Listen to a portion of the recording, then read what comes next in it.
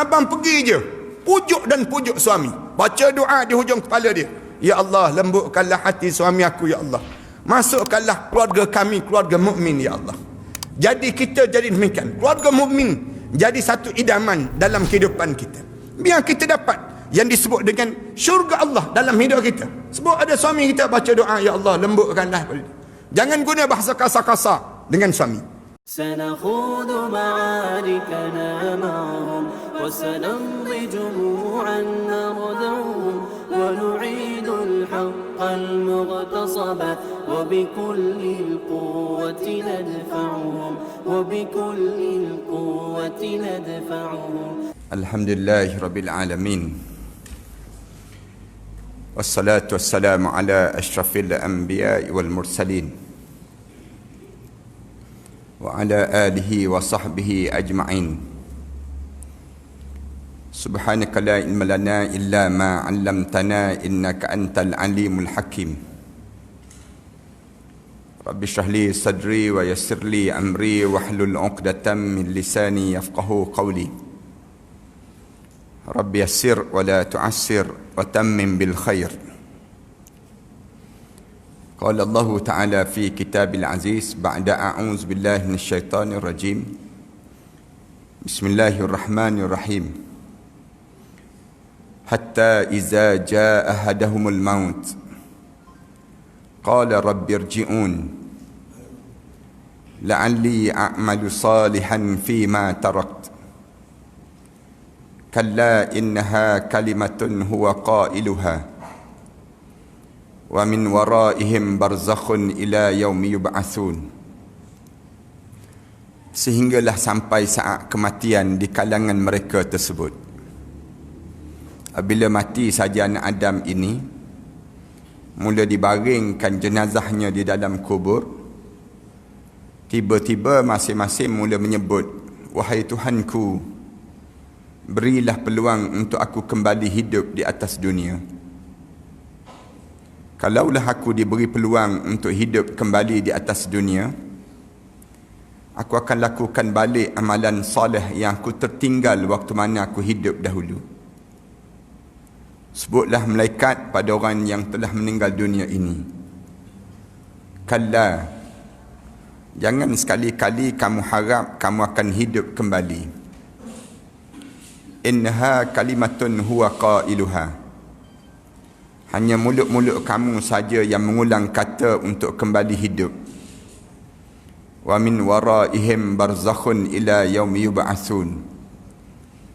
Sedangkan di belakang kamu mulai daripada saat ini, kamu akan melalui satu perjalanan barzakh sampailah kamu dibangkitkan balik di akhirat nanti. Surah Al-Mu'minun ayat yang ke-99 dan ayat yang ke-100. Yang dihormati pengurusi dan ahliatan kuasa masjid, imam, para alim ulama, pegawai syarak, muslimin dan muslimat sekalian. Pertamanya, marilah sama-sama kita mengaturkan rasa syukur yang tak terhingga kepada Allah di atas nikmat panjangnya umur kita ini. Di saat mana kita berada dalam satu suasana yang disebut dengan suasana krisis ataupun pandemik yang berlaku di kalangan kita pada saat ini. Syukurnya kerana Allah panjangkan umur kita di saat mana orang lain sedang dimatikan oleh malaikat Allah. Tak pernah dalam sejarah dunia manusia mati kerana penyakit COVID, penyakit yang berlaku di kalangan kita ini, sampai 1 juta lebih manusia yang mati. Dan jangkaan kematian ini sampai pada lebih kurang 2 juta, 3 juta manusia pada masa yang akan datang nanti. Kerana WHO menyebut bahawa mungkin 6 bulan yang ke depan ini merupakan masa kemuncak. Kita belum lagi sampai masa kemuncak, katanya mereka. Masa kemuncak 6 bulan yang akan datang nanti. Kita tak tahu lagi suasana yang berlaku akan datang nanti. Tapi dalam jumlah itu, seramai lebih kurang dekat dengan 80 juta manusia yang telah disahkan kena penyakit COVID ini sendiri. Tuan-tuan, sebelum daripada ni, alim ulama dia cerita tentang penyakit yang berjangkit ini. Yang kena ni ialah pada waktu mana kena ta'un amwas di zaman Sayyidina Umar Al-Khattab radhiyallahu anhu. Masa tersebut kematian lebih kurang 20,000 manusia. Lalu di waktu itu alim ulama sebut ini di antara tanda-tanda akhir zaman. Dengan tanda 20,000 orang mati itu tanda akhir zaman. Dan mereka karang kitab-kitab. Kalau tuan-tuan rajin baca kitab-kitab alim ulama, mereka sebut berdasar pada hadis Rasulullah sallallahu alaihi wasallam, masa yang berlaku ta'un amwas itu merupakan tanda besar nak berlakunya kiamat. Tetapi rupa-rupanya tak. Allah jadikan lepas pada itu selang lama sampai zaman kita. Hampir dalam suasana kita ini barulah kita rasa satu penyakit yang boleh jadi menjadi satu sejarah yang berpanjangan.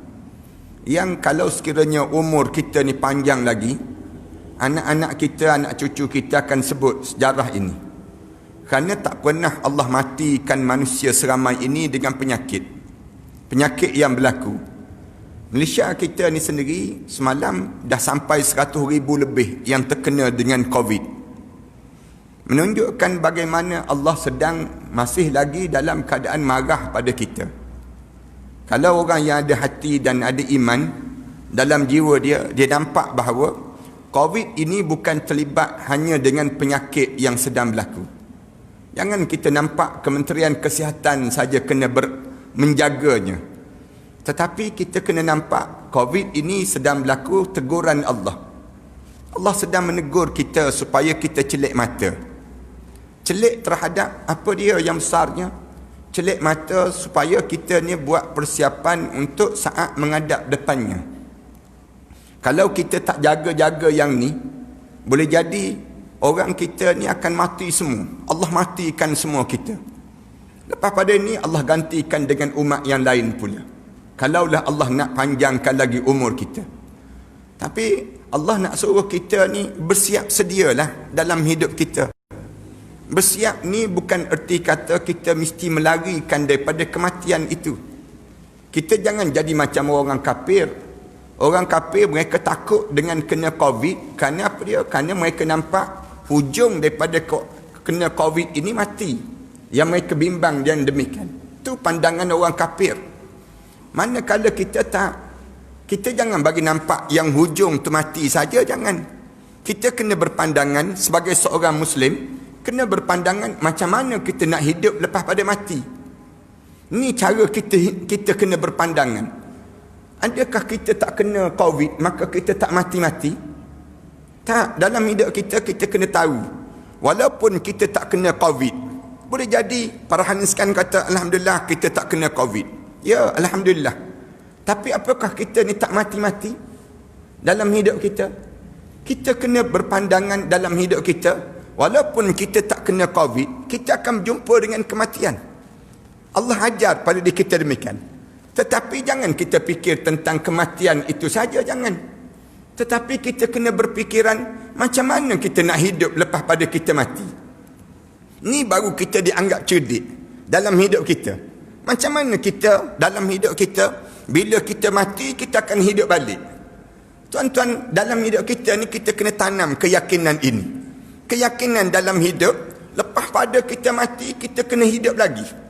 Hidup ke tak hidup lepas pada mati? Hidup. Kita akan hidup balik. Bila kita akan hidup balik, kita hidup di alam barzah. Yang alam yang jauh lebih luas daripada alam dunia ini. Ni yang diajar oleh Nabi Muhammad sallallahu alaihi wasallam. Rasulullah ajar, lepas pada kita hidup di alam kedua ni. Sekarang ni kita hidup di alam kedua baru. Dipanggil alam fana. Lepas pada kita hidup di alam kedua, kita akan hidup di alam yang ketiga. Alam ketiga dipanggil alam barzah. Alam yang kita akan hidup balik. Dalam Al-Quran cerita barzah, dalam hadis Rasulullah pun cerita barzah. Lepas pada kita hidup di alam barzah, berakhirkah perjalanan hidup? Tak lagi. Kita kena hidup lagi di alam yang keempat. Alam yang keempat dipanggil alam mahsyar. Alam yang kita bangkit balik. Kita bangun balik. Bangun di padang mahsyar. Lalu kita akan mula bergerak menuju pada mahsyar Allah untuk diadili. Setiap kali mana kita solat, mulut imam akan sebut Maliki Yaumiddin. Maliki Yaumiddin ni cerita tentang akhirat terus.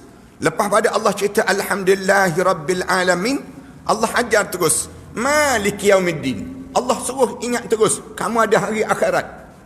Dalam hidup kamu kena ingat. Lepas pada kamu hidup di dunia, kamu kena hidup di alam akhirat. Siapa yang berkuasa di hari akhirat nanti? Allah. Maliki Yaumiddin. Diajar demikian. Lepas pada kita hidup di alam akhirat, dipanggil pada mahsyar Allah, berakhirkah perjalanan hidup kita? Tak lagi.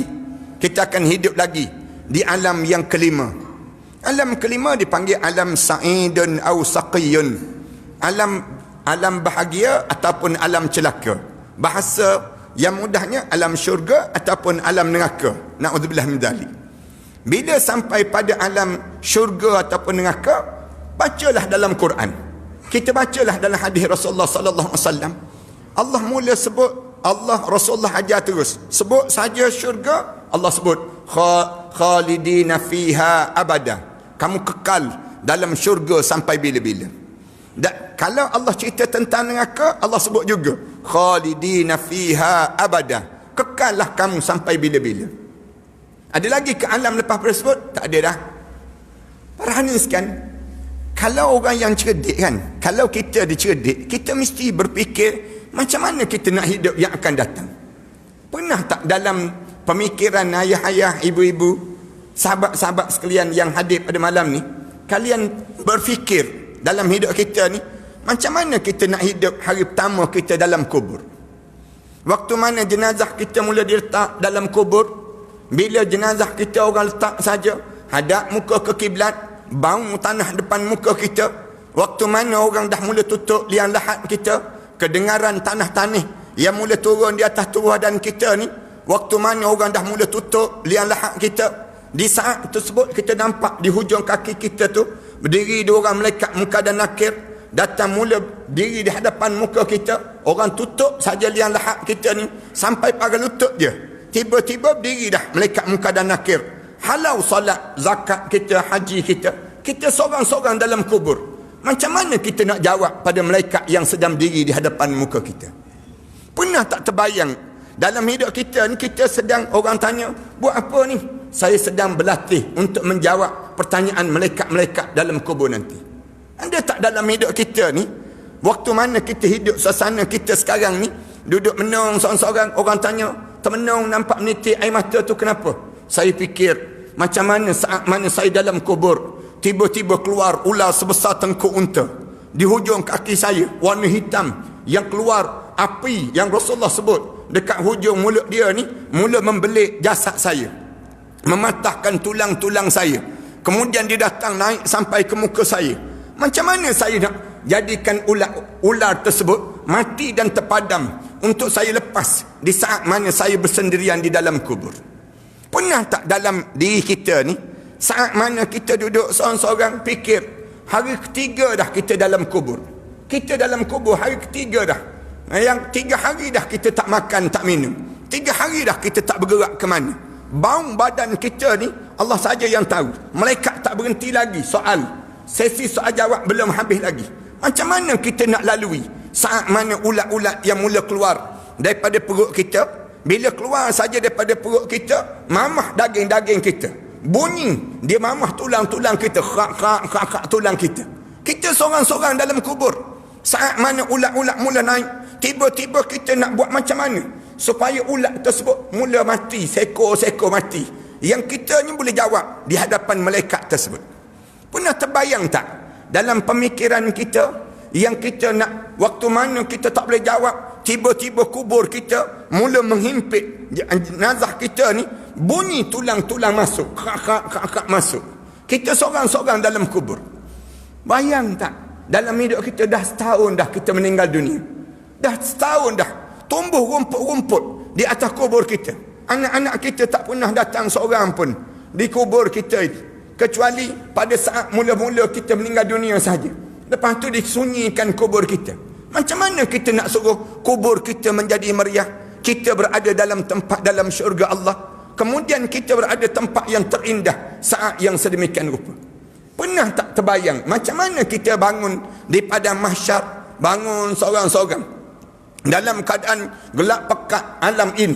Kemudian mendongak ke atas, tak ada langit lagi. Kemudian kita berjalan seorang-seorang, mendengar suara panggilan Nabi Muhammad sallallahu alaihi wasallam. Tiba-tiba nama kita tidak disebut oleh Rasulullah sallallahu alaihi wasallam. Macam mana kita nak buat? Biar Rasulullah memanggil nama kita agar kita dapat minum di telaga Kausar Rasulullah sallallahu alaihi wasallam. Pernah tak terbayang dalam pemikiran kita bila kita berdiri di padang mahsyar Allah, tiba-tiba melayang suratan amalan. Suratan amalan manusia ni melayang-layang, tangan kiri kita terangkat, tangan kanan kita tak terangkat. Agak-agak macam mana kita nak buat? Di saat mana tangan kanan kita nak suruh angkat, tangan kiri kita ni biar jatuh, tak boleh angkat. Kita nak buat demikian. Macam mana kita nak buat di saat itu? Macam mana kita nak lalu titian sirat? Duduk seorang-seorang menung, kita seorang-seorang. Aku nak lalu titian sirat macam manalah di padang mahsyar Allah nanti. Dengan ngauman api neraka Allah yang kuat kat bawah. Kemudian bunyi jerit pekik manusia. Idza ulqu fiha sami'u laha syahiqan wa hiya tafur. Waktu mana kena campak manusia jatuh dalam neraka tu, bunyi neraka tu marah, rak mamah manusia ni. Bunyi macam nak pecah, takadu tamayyazu minal ghais. Hampir pecah neraka tu. Waktu mana kita nak melalui titian sirat, seorang-seorang nak boleh lepas titian sirat, kemudian boleh duduk bersimpuh di sisi Nabi Muhammad sallallahu alaihi wasallam. Kalau ayah-ayah, ibu-ibu, anda dan saya boleh duduk menung seorang-seorang, nangis, kita ni mengalir mata, sayu kita, takut, bimbang. Dalam jiwa kita tu rasa, aku ni kalau matilah macam manalah aku, waktu mana menghadap depan Allah nanti. Ini tanda secerdik-cerdik manusia. Manusia yang cerdik ni bukan rumah besar. Manusia yang cerdik ni bukan kereta mewah. Manusia yang cerdik ni bukan jawatan hebat. Manusia yang cerdik ni Rasulullah kata, man dana nafsahu wa amila lima ba'dal maut. Orang yang hidup dia sentiasa mempersiapkan diri dia. Dia sentiasa duduk dalam jiwa dia tu, man dana nafsah, dia menyiapkan jiwa dia, wa amila lima ba'dal maut. Dia fikir macam mana aku nak boleh hidup lepas pada mati nanti. Jangan-jangan kita ni orang yang bodoh kot, yang dimaksudkan oleh Rasulullah, wal ajiz, dan orang paling bodoh. Kamu tahu tak orang bodoh ni siapa? Bukan orang sepak tin tepi jalan, tidak. Bukan orang yang tidur di bus stand itu saja, tidak. Orang bodoh ni bukan orang begitu. Bukan orang bodoh yang sekadar dia tak ada sijil. Bukan bodoh lagi dalam hidup dia. Orang bodoh ni siapa? Rasulullah sebut, manittaba'a hawahu. Orang yang hidup melayan hawa nafsu dia. Layan je hawa nafsu dalam hidup dia. Orang tanya, tak semayang ke? Tak. Kamu kenapa tak semayang? Aku penat, dia sebut. Habis itu, kamu tak takut neraka ke? Takut? Siapa kata tak takut? Habis itu macam mana kamu nak selamat di akhirat nanti? Aku harap Allah fahamlah aku ni jenis penat. Dia jawab demikian. Inilah sebodoh-bodoh manusia yang hidup dia menunggu dan menunggu. Hidup kita bukan jenis demikian. Rasulullah kata, orang yang bodoh di kalangan kami, manittaba'a hawahu. Orang yang hidup dia melayan hawa nafsu dia. Dia layan je. Bila lepas PKP saja, dibuka PKP dan sebagainya, dia berkejaran kehidupan dia macam biasa. Dia tak pernah nampak yang sedang berlaku ini merupakan satu teguran, tamparan yang paling hebat yang Allah tegur manusia. Belum pernah dalam sejarah dunia Allah matikan manusia sebegini ramai. Ada dalam sejarah dunia, tuan-tuan. Tapi kalau orang kita tak nampak lagi yang Allah sedang menegur kita, masjid masih lagi kosong, kita tak pernah terfikir dalam hidup kita ni, tak pernah terfikir dalam hidup kita nak kena solat macam ni. Tak pernah dalam hidup kita terbayang kita tak boleh bersalam di antara satu sama lain. Ini belum teguran Allah lagi kepada kita. Allah sedang menegur kita. Di saat mana Allah sedang menegur kita, tiba-tiba orang kita buat dek je lagi. Orang kita masih lagi biasa-biasa. Dia tak rasa ni satu teguran yang besar yang Allah sedang tegur pada manusia. Patutnya kita ni berkejaran untuk membetulkan diri kita. Membetulkan diri kita. Untuk apa dia? Untuk saat nak hidup lepas pada mati. Kerana kita tak ada jaminan dalam hidup kita ni untuk kita berterusan untuk hidup sampai besok hari. Dalam hidup kita. Kenapa saya sebut macam ni? Saya mulakan mukaddimah pada malam ni di kalangan tuan-tuan ni nak suruh kita celik mata. Kenapa? Kerana depan kita ni ada satu penyakit yang besar lagi yang kita kena lalui. Penyakit apa dia? Kalau kita tak jaga-jaga sekarang, penyakit menyesal yang tak sudah dalam hidup kita. Penyesalan yang tak ada manfaat lagi. Depan kita ni, kebanyakan di kalangan kita kena. Kalau tuan-tuan boleh bercakap dengan orang dalam kubur tu, tuan-tuan akan dengar suara-suara mereka menyebut bahawa beruntung kamu kerana kamu masih lagi hidup. Manakala kami sudah berakhir. Perjalanan kami sudah berakhir dalam hidup kami. Ini nak sebutnya orang dalam kubur sebut. Cuma kita tak dengar je suara dalam kubur. Kalau kita dengar suara dalam kubur, mereka akan kata apa dia? Kamu ada peluang. Kenapa kamu tak ambil peluang ini? Kami ni golongan menyesal. Ramai mana yang menyesal? Kebanyakan di kalangan kita menyesal. Tuan-tuan baca dalam Al-Quran, tuan-tuan akan berjumpa dengan ayat-ayat Al-Quran yang cerita bagaimana penyesalan yang tak berkesudahan pada kita akan datang. Bila kita akan menyesal dalam hidup kita? Kali pertama kita akan menyesal dalam hidup bila hijab mata kita mula dibuka. Saya sering kali sebut yang demikian. Sekarang hijab mata kita tak nampak lagi suasana malakut. Bila kita dekat dengan kematian kita, perkara yang terjadi pada kita, hijab mata mula dibuka. Hijab mata kita mula dibuka. Saat kita sedang tidur, tiba-tiba kedengaran malaikat mengejutkan kita. Bangun, wahai hamba Allah. Waktu mana sebut saja begitu, terjaga kita. Rupa-rupanya kematian sudah menjelma di hadapan mata kita. Di saat mana kita sedang makan, ketawa berdekah-dekah, tiba-tiba malaikat berdiri depan muka kita.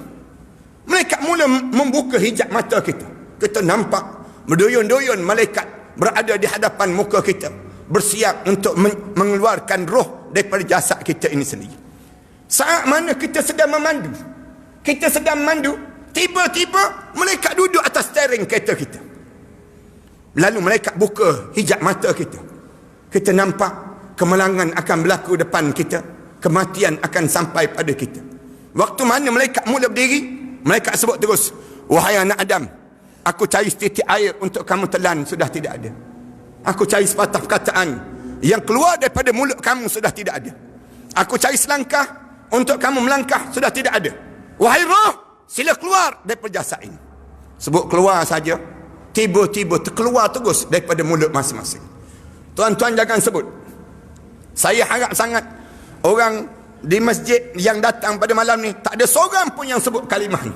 Kalimah apa dia? Allah rakam daripada mulut-mulut mereka yang sudah menghadap depan Allah. Mulut mereka sebut, laula akhartani ila ajalin qarib. Malaikat, boleh tak tangguh sekejap, jangan bagi mati lagi malaikat. Jangan malaikat, saya tak nak mati malaikat. Mulut masing-masing sebut, malaikat jangan mati lagi malaikat. Kenapa jangan bagi mati? Fa'as-saddaqa, saya nak ambil segala yang saya sedang kumpulkan di dunia ini, saya nak bersedekah sekarang, saya nak bagi sekarang, saya nak bersedekah sekarang. Wa akum minas salihin, sekarang juga saya nak menjadi hamba Allah yang saleh. Malaikat, Allah jawab pada malaikat, kamu jawab pada makhluk-makhluk yang seperti ini. Wala yu'akhirallahu nafsan iza jaa ajaluha. Allah tak tangguh dah nyawa-nyawa seseorang bila sampai ajal padanya. Wallahu khabirum bima ta'malun. Allah tahu perangai apa yang kamu akan ulang dalam hidup kamu jika ditangguh kematian pada kamu. Tu kali yang pertama. Bila sebut saja begitu, malaikat masuk terus. Sambil masuk, malaikat umum terus. Wajaat sakratul maut bil haqq. Zalika ma kunta minhu tahid. Telah datang saat sakaratul maut yang penuh dengan kebenaran. Inilah masa yang sering kali kamu lari-larikan diri sepanjang kamu hidup di atas dunia dahulu. Hidup atas dunia ni, kita lari daripada apa? Tuan-tuan sedang melarikan daripada apa? Lagi daripada HDN, mengarut je. Lagi daripada SPRM, tak pun. Lagi daripada apa? Lagi daripada malaikat maut je. Jangan bagi malaikat maut cukup je nyawa kita.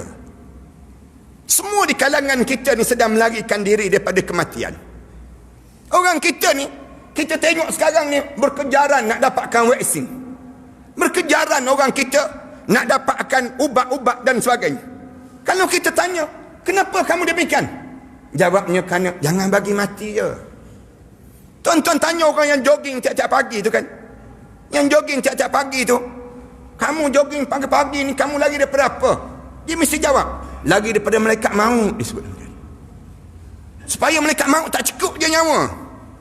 Kalau malaikat maut dah cukup nyawa, habis dalam hidup ni. Dalam hidup kita ni, tanya orang yang makan ubat segenggam setiap hari tu. Kenapa makan ubat banyak-banyak? Dia pun jawab, jangan bagi mati cepat je ustaz disebut. Biar kita ni dipanjang umur. Malaikat maut sebut, ni yang kamu lari tu, yang kamu lari ni datang dah saat ini. Waja'at sakratul maut bil haq. Telah datang saat sakaratul maut yang penuh dengan kebenaran.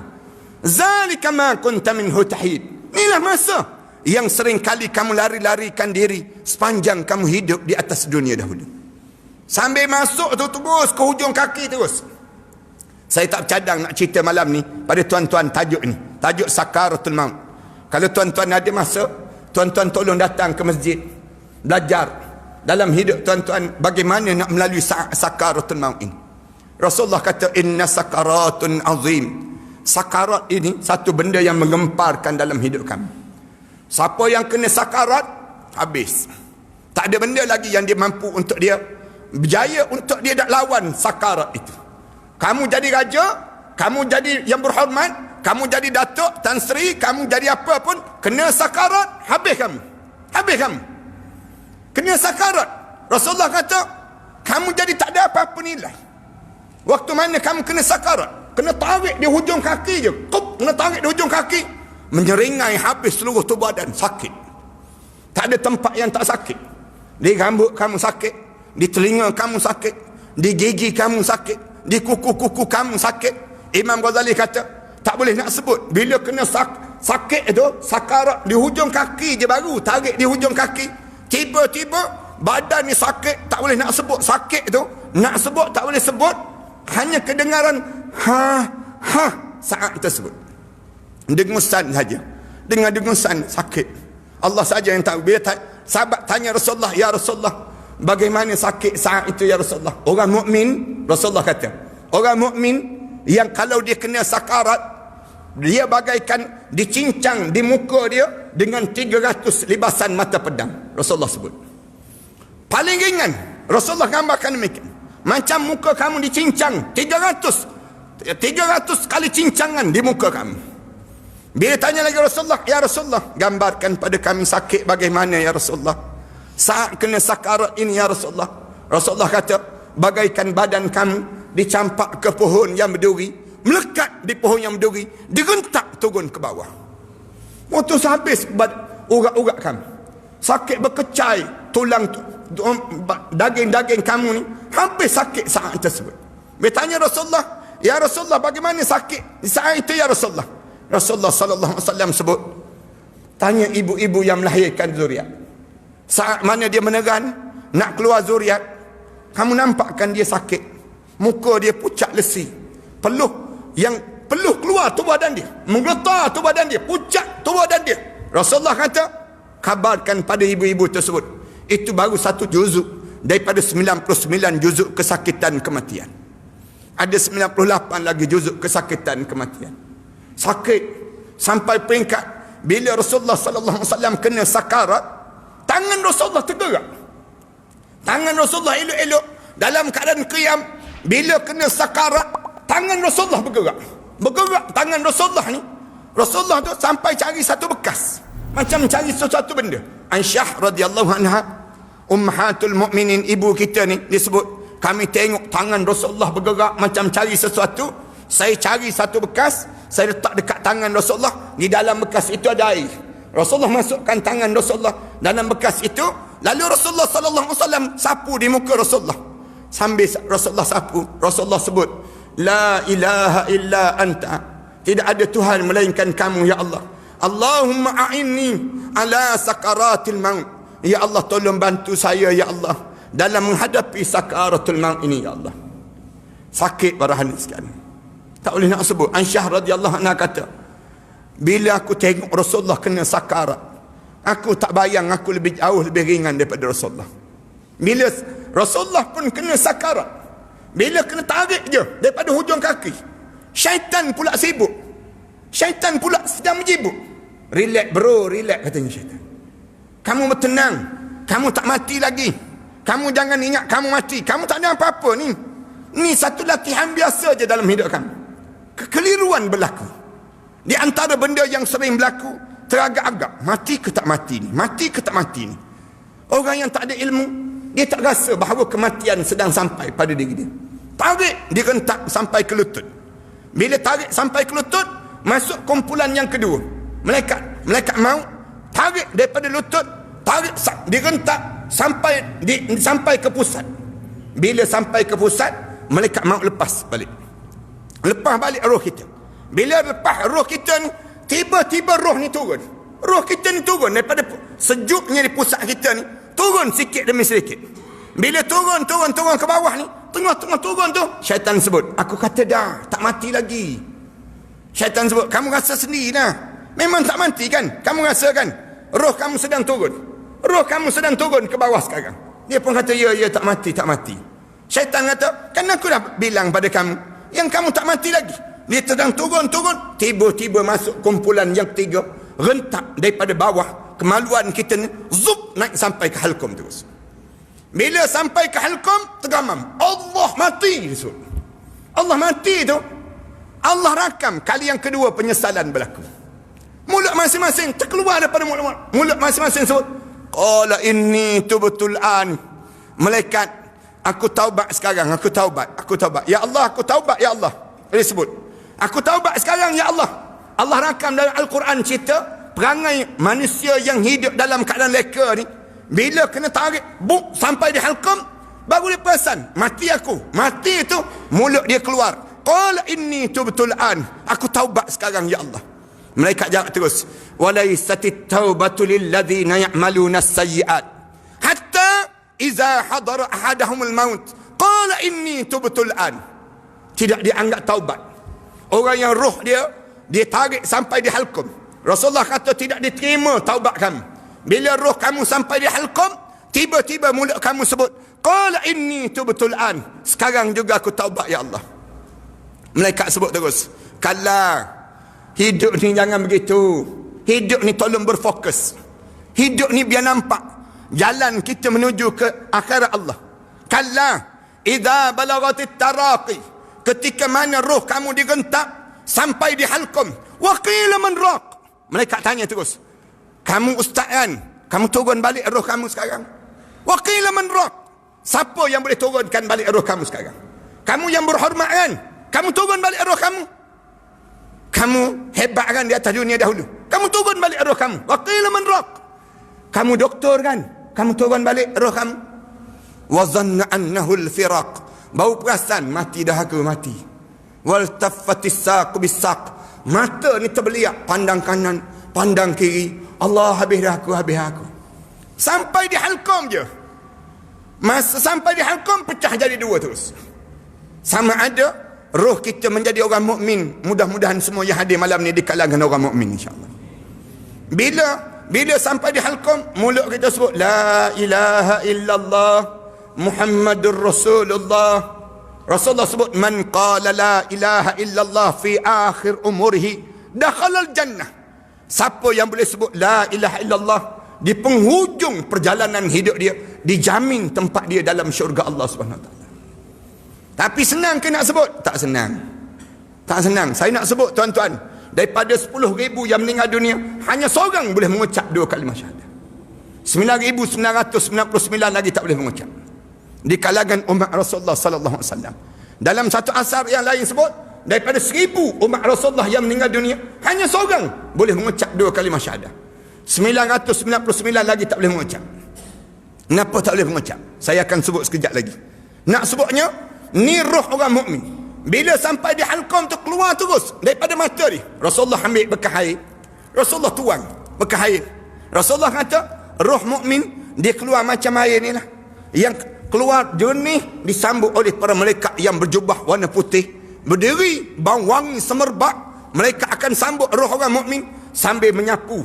Roh tersebut berbauan kasturi. Rasulullah sallallahu alaihi wasallam sebut dimasukkan dalam bekas yang warna putih, kemudian mula diangkat naik menghadap di hadapan Allah. Bila roh ni naik saja, Rasulullah kata seluruh alam ini bau wangi, bau semerbak, bau wangi daripada roh ini, kecuali dua makhluk saja yang tak bau, jin dan juga manusia. Bila naik saja, penjaga langit yang pertama tanya terus, roh siapakah ini? Lalu dia jawab, roh fulan bin fulan, fulanah binti fulan. Bila sebut saja begitu, lalu penjaga langit yang pertama sebut, beruntunglah roh ini hidup dalam keadaan saleh, mati pun dalam keadaan saleh. Buka langit yang kedua sampai yang ketujuh, kemudian menghadap depan Allah. Kedengaran di arasy Allah sebut, tentukan dia dalam syurga Illiyin. Bila sebut syurga Illiyin, turun terus berdiri di hujung kepala masing-masing. Ni roh orang mukmin, dan mudah-mudahan kita insya-Allah kita berdoa sangat biar kita dapat nikmat ini. Roh yang tidak mukmin bila sampai di halqum, dia bunyi macam benda yang patah tu badan dia. Kak sekali tersebut tersembur keluar daripada mata dia. Roh ni keluar daripada mata masing-masing. Bila keluar, Rasulullah ambil bekas air, Rasulullah goyang bekas air tersebut. Rasulullah goncang. Roh yang tidak mukmin bila dia keluar daripada jasad dia bau busuknya, kemudian malaikat saling tampung menampung ini.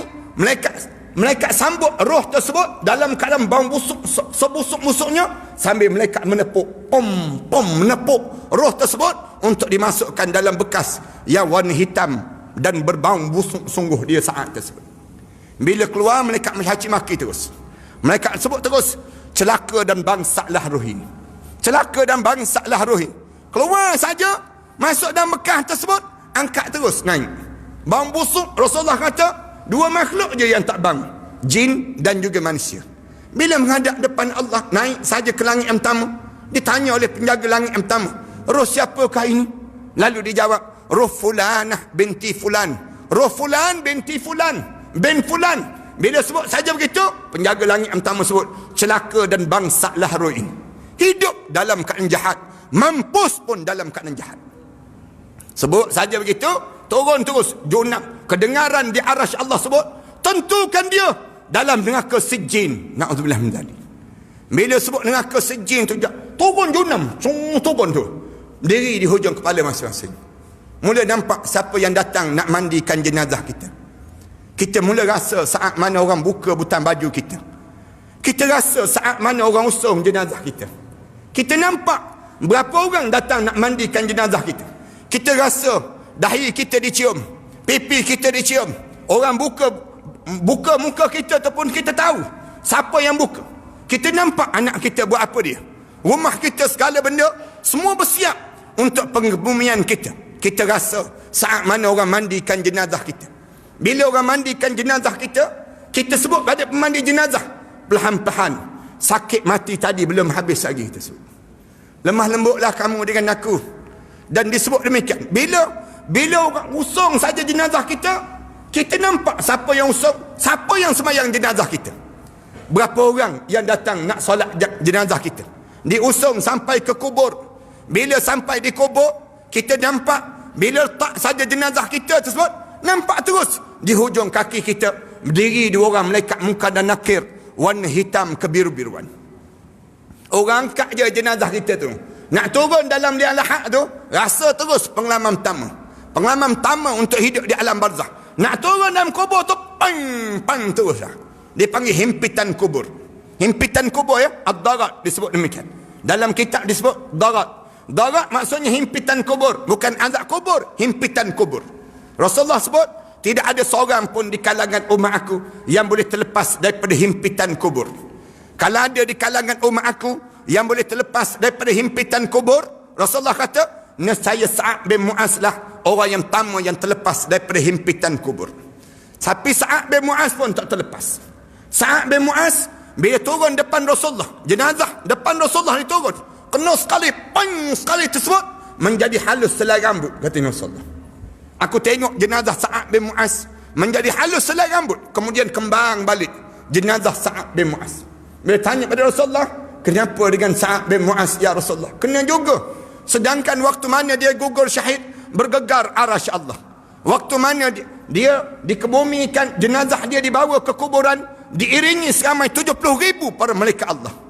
Kenapa dengan Sa'ad bin Mu'az ya Rasulullah?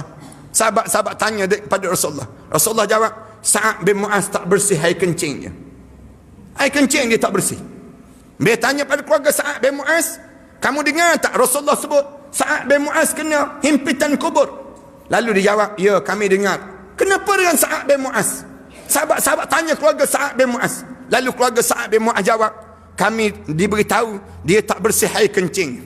Sahabat-sahabat tanya, macam mana dia tak bersih air kencing dia? Macam mana dia tak bersih air kencing dia? Lalu jawab keluarga Sa'ad bin Mu'az, boleh jadi dia pulang daripada permusafiran satu hari, dia rasa nak terkencing sangat, dia qada hajat dia sambil berdiri.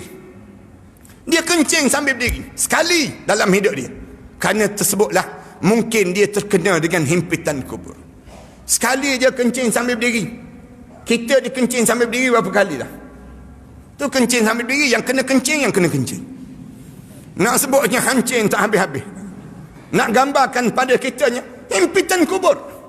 Pada kitanya, bila letak saja jenazah, menghadap ke kiblat je, hadap muka ke kiblat je, bau terus tanah depan muka, kedengaran suara bawah telinga ni, selamat datang wahai hamba Allah, sekejap lagi kamu akan lihat bagaimana aku akan lakukan pada kalian.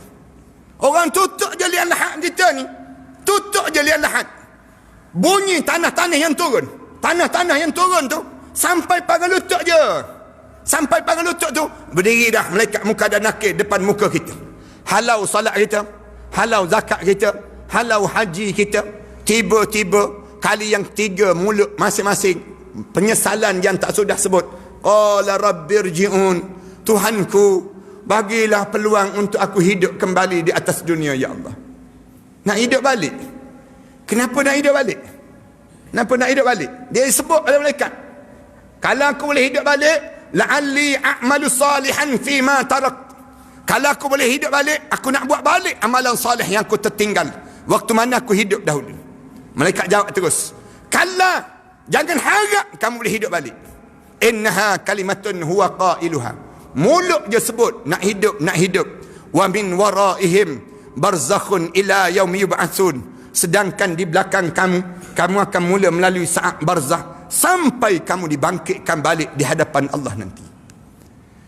Tuan-tuan, saya sengaja memukaddimahkan ayat Quran tadi dengan ayat yang saya baca ini, nak gambarkan pada kita, jangan ada seorang pun kita menyesal. Biar kita ni jadi golongan yang digambarkan oleh Rasulullah. Bila masuk dalam kubur, malaikat tanya, ma rabbuka? Ma rabbuka tersebut, masuk je roh kita di bahagian kepala kita. Rasulullah sebut, ada orang sebahagian sampai dada dia. Bila malaikat, orang tengah-tengah siap, orang tengah-tengah kemahkan tanah ke atas tu, baru sampai pagar lutut tu, orang tanya, malaikat sedang tanya, ma rabbuka? Kita jawab terus, Allahu Rabbi. Sebut Allahu Rabbi tu, terbuka terus kubur kita. Kubur dia terlapang terus. Seluas mana? Seluas 70 hasta. Rasulullah sebut demikian. Berubah menjadi warna hijau yang cantik. Kemudian menjadi taman-taman syurga. Kemudian nampak terus rumput-rumput mula tumbuh, yang warna hijau tu berterusan sampai dalam syurga Allah. Bila tanya, wa ma nabiyuka, wa ma dinuka, wa ma qiblatuka, wa ma, kita jawab. Ada orang tanya 1 soalan, ada orang tanya 5 soalan, ada orang tanya 7 soalan, berbeza-beza keadaan amalan. Bila selesai saja saya jawab tu, ada yang tanya 5 minit je selesai dah. Ada orang seminit pun selesai dah. Ada orang yang tak ditanya langsung dalam kubur. Masuk dalam kubur tu tak ditanya langsung. Bila tanya soalan demikian, lapang je kubur ni, roh ni melonjak naik ke atas. Roh kita ni keluar tu, naik terus ke atas, warna hijau yang cantik. Rasulullah sallallahu alaihi wasallam sebut, kemudian lepas pada sebut, lapang kubur kita, malaikat heret jenazah kita ni sandar di dinding kubur. Bila sandar di dinding kubur, malaikat sebut, pada hamba Allah ni. Hei hamba Allah, Allah suruh tanya kamu, nak hidup lagi ke tak nak hidup atas dunia? Kamu nak hidup balik tak atas dunia? Tak ada seorang pun orang mukmin jawab kami nak hidup balik. Tak ada seorang pun jawab nak hidup balik. Semua jawab tak nak malaikat. Tak nak malaikat. Kenapa tak nak? Sakit sakaratul maut itu terbawa sampai dalam kubur. Bila tanya kenapa tak nak hidup? Kami nampak tempat dalam syurga Allah. Kenapa tak nak hidup? Hidup di dunia ini penuh dengan penjara. Manakala hidup di dalam kubur ini, satu kenikmatan yang berterusan yang Allah kurniakan pada kami. Orang mukmin. Tapi yang pelik, kenapa ada yang jawab nak hidup balik? Sedangkan dalam Al-Quran ni cerita nak hidup balik. Dia sebut pula tu, kalau saya boleh hidup balik, saya nak buat balik amalan soleh. Tanda apa dia? Tanda dia orang Islam ni, orang Islam. Kalau dia tidak Islam, takkan dia boleh jawab nak buat amalan soleh. Dia mesti orang Islam. Menandakan apa dia? Sepanjang dia hidup dalam keadaan dia tak bersiap untuk nak menghadap di hadapan Allah Subhanahu Wa Taala. Tuan-tuan, kalau tuan-tuan tanya pada saya lah, nak bersiap apa dia ustaz? Dalam masa yang ringkas ni, saya nak sebut ada 3 je kena bersiap. 3 ni tolong siap betul-betul dalam hidup kita. Masa-masa yang segenting ini, segetir ini, 3 benda ni tolong betulkan balik dalam hidup kita. Yang pertama, tolong timbulkan keyakinan hidup hanyalah dengan Islam. Jangan percaya selain daripada Islam, tuan-tuan. Jangan percaya pada si kafir, tuan-tuan. Jangan percaya pada liberalis. Jangan percaya pada nasionalis. Jangan percaya pada mereka itu.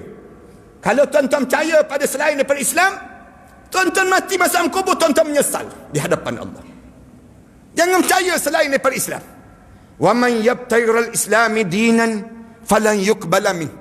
Siapa yang cari selain daripada Islam sebagai dinan ni bukan agama, jangan salah anggap.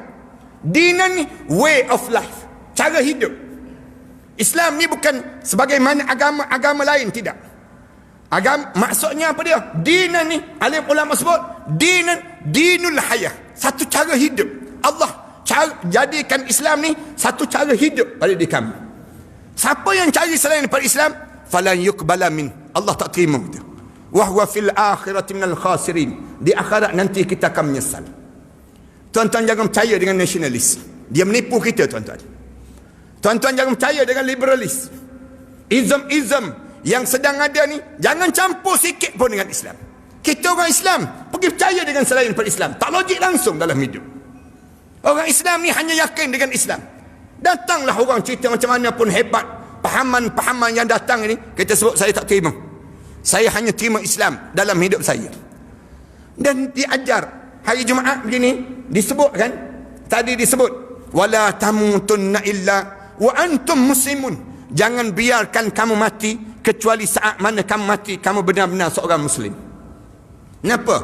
Kerana ramai orang kita mati dalam keadaan teragak-agak dengan Islam. Dia boleh percaya dua-dua. Saya Islam sikit, Christmas sikit disebut. Saya Islam sikit, mereka wali sikit. Saya Islam sikit, saya campur dalam hidup saya. Semuanya agama membawa kebaikan, konon-konon disebut demikian. Dia boleh sebut demikian. Habis tuan-tuan. Habis terus keyakinan hidup. Jangan begitu. Yakin hidup hanyalah untuk Islam. Adapun agama lain, kita hormat agama mereka. Kita tak paksa agama mereka. Kita tak paksa mereka masuk Islam. Tapi keyakinan kita mesti teguh dengan Islam. Jangan percaya dengan sekularis. Jangan ambil Islam separuh, manakala dalam bab ekonomi kita tak percaya ekonomi Islam. Pelik orang kita. Dia pergi ke bank, pegawai bank tanya, nak buat loan cara Islamik ke cara konvensional? Dia tanya balik, mana yang untung? Dia tanya. Mana yang untung? Kamu ni orang Islam ke orang kafir? Saya orang Islam. Tapi pegawai bank sebut yang untung setakat ni konvensional. Dia sebut demikian. Kita kata kalau begitu saya percaya dengan konvensional, saya tak percaya pada Islam. Habis kita. Orang kita ni, kita tanya dia, tak hantar nak menghafal Quran ke? Tak hantar nak sekolah agama ke? Dia tanya balik, ada masa depan ke? Dia tanya. Sekolah-sekolah ni, dia sebut hantar anak saya ni nak menghafal Quran ke, nak baca Quran, nak jadi apa nanti? Dia sebut demikian. Allahu Akbar. Habis kamu percaya? Saya percaya sekolah sekular dibandingkan dengan sekolah agama. Allahu Akbar, habis dah. Anak-anak kita kan, yang kita belajar ni, kita tak guna-guna pun lepas pada kita belajar dah. Banyak mana ilmu yang kita pergi ke sekolah, yang kita tak guna-guna pun bila kita habis daripada persekolahan kita. Benda yang kita kena guna, kita tak belajar. Benda yang kita kena guna, kita tak belajar. Benda yang kena guna apa dia? Al-Quran. Al-Quran, ramai mana orang kita tak boleh baca Quran? Tak boleh baca Quran. Nak jadi tu imam semayang dengan isteri pun tak boleh. Tak boleh. Bila saya tanya pada isteri tersebut, isteri kata, Ustaz, bila seorang isteri datang berjumpa dengan saya, bawa air, nak suruh saya baca air. Saya tanya, kenapa? Saya nak bagi pada suami saya. Kenapa? Suami saya menggeletar jadi tu imam. Kenapa menggeletar? Dia Fatihah dia tak betul, Ustaz. Habis tu dia tak nak jadi tu imam. Semayang saya tak pernah boleh bersemayang menjadikan dia imam, Ustaz. Tak pujuk ke dia? Pujuk, Ustaz. Pujuk. Lama-lama dia sebut ada saya, kamu sajalah jadi imam. Dia sebut ada saya pula dia mikir. Nak sebutnya gambaran orang kita tak boleh baca Quran. Tak boleh baca Quran ni tanda simbol kecelakaan perjalanan hidup yang akan datang. Kalau tuan-tuan tak boleh baca Quran, tuan-tuan pastikan umur tuan-tuan panjang-panjang dan tak mati-mati, tuan-tuan. Tuan-tuan jaga mati, tuan-tuan. Kalau tuan-tuan mati, saat mana tuan-tuan tak boleh baca Quran, tuan-tuan masuk dalam kubur nanti, confirm tak lepas menghadap depan Allah. Tak lepas, tuan-tuan. Tak percaya, cuba try mati, tak percaya. Nak tahu lepas ke tak lepas. Masuk kubur je, malaikat tanya terus, Quran boleh baca Quran? Tak boleh. Tak boleh baca Quran. Tak boleh baca Quran. Malaikat tanya, tak boleh baca Quran? Tak boleh, malaikat. Quran tak boleh baca? Tak boleh. Kamu buat apa di atas dunia? Malaikat tanya terus, kamu buat apa di atas dunia? Kamu belajar apa atas dunia? Guru kamu siapa?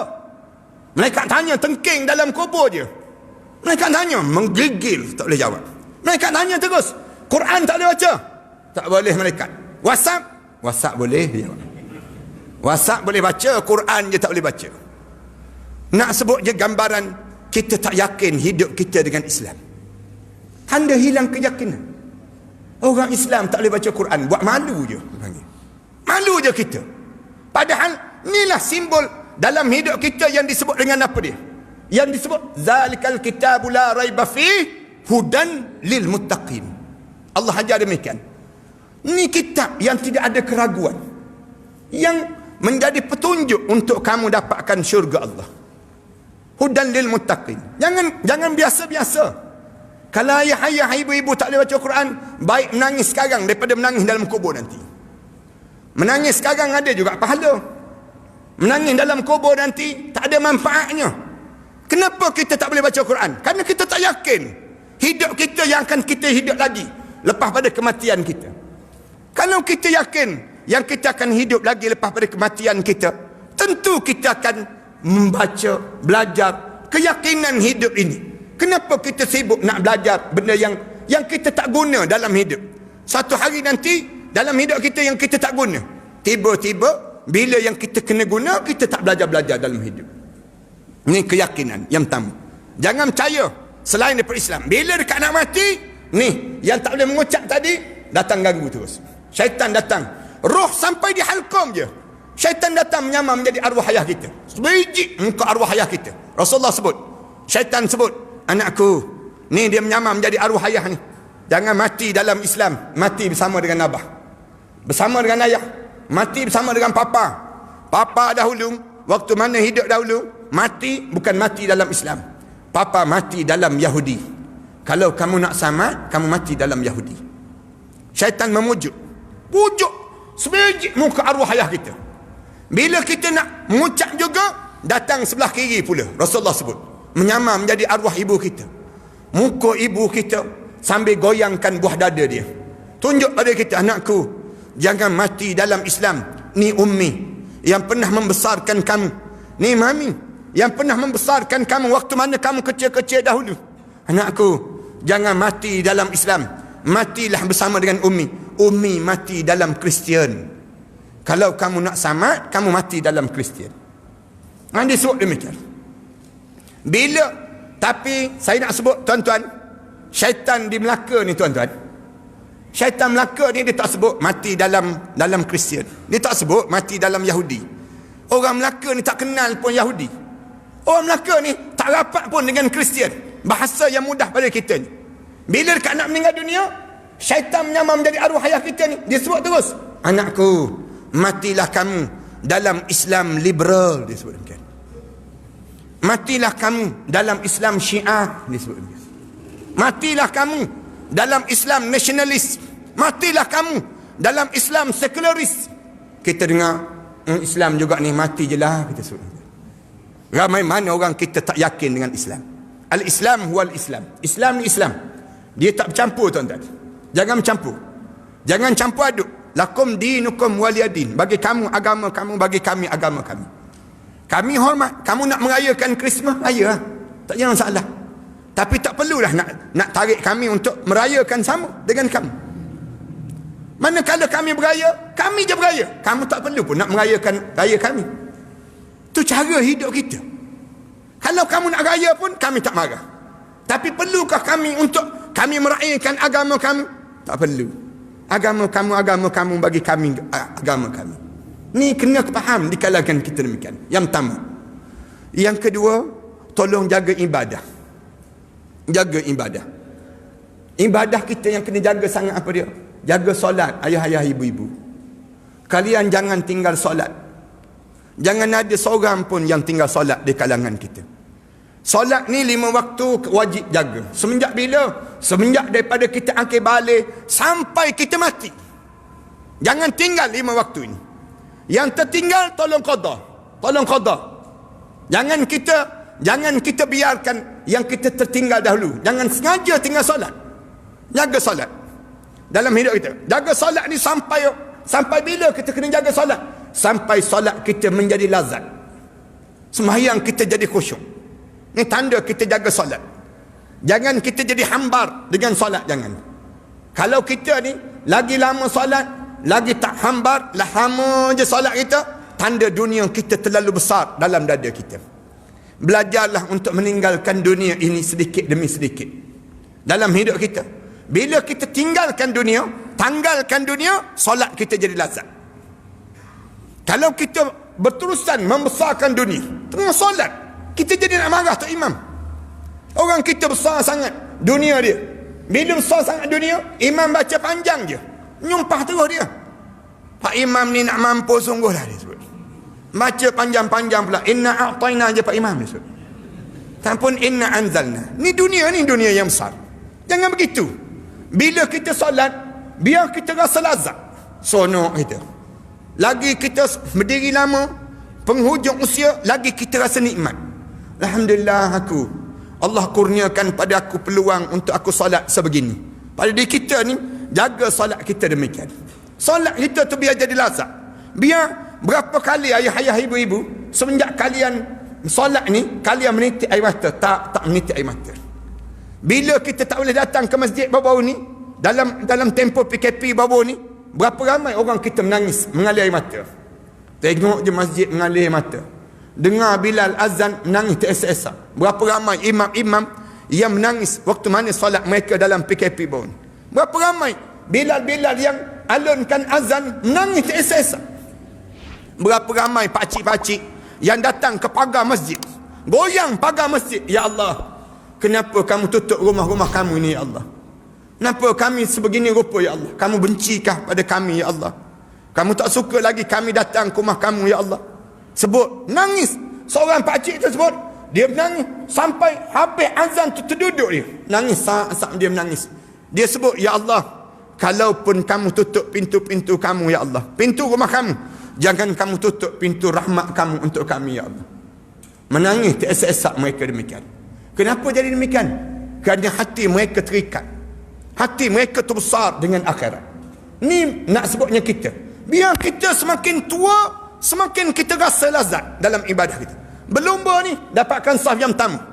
Berlumba, saf yang pertama ni, jangan tertinggal pada orang lain. Nak sebutnya apa dia? Biar kita dapat. Kerana apa dia? Kerana kita nampak akhirat itu besar dalam hidup dibandingkan dengan dunia yang sedang mengecil dalam hidup kita. Duit banyak pun, makan roti canai sebiji je. Kita banyak mana pun harta benda kita, Bila kita meninggal nanti kita tinggal segala-galanya.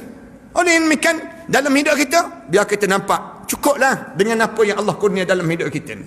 Ni menghilangkan ketamakan dengan dunia, membuahkan rasa tamak terhadap akhirat Allah Subhanahu Wa Taala dalam hidup kita ni sendiri. Yang pertama, solat dalam peringkat solat ni yang usia 40 tahun jangan tinggal solat berjemaah. Jangan tinggal solat berjemaah. Sesibuk mana pun datang sembahyang solat berjemaah. Ada peluang je jaga solat berjemaah.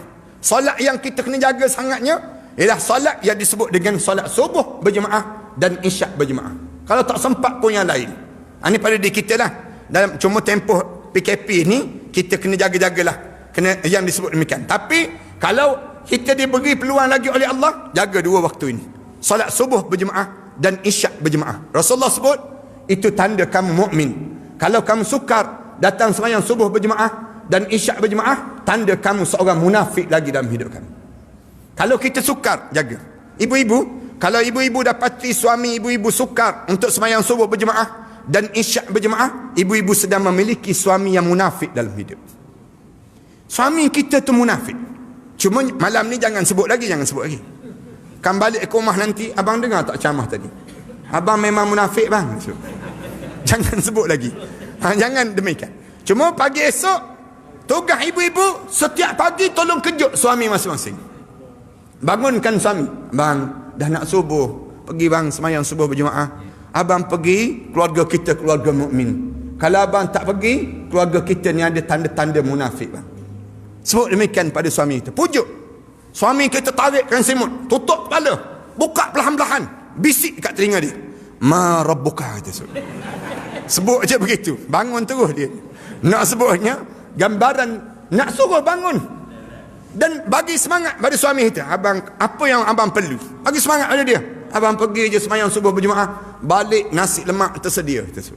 Balik je kita semua siap dah hidang. Abang pergi je, pujuk dan pujuk suami. Baca doa di hujung kepala dia. Ya Allah, lembutkanlah hati suami aku ya Allah. Masukkanlah keluarga kami keluarga mukmin ya Allah. Jadi kita jadi demikian. Keluarga mukmin jadi satu idaman dalam kehidupan kita.